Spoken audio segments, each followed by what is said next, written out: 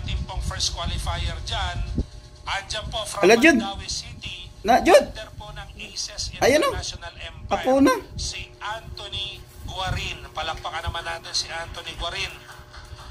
When I was browsing the FB para makakita ko ng picture na gagamitin, so nakita ko seaman pala ito, si Anthony Guarin. At saka may nakita kong picture na nakita kami around October 14 or 15. Tama, kung ako nakakamali.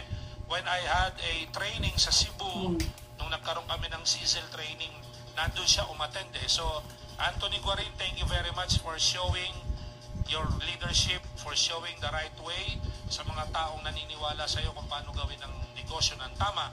At ito, pinapakita mo by qualifying sa Get4 promo. So, patuloy lang ang sipag, Anthony Guarin.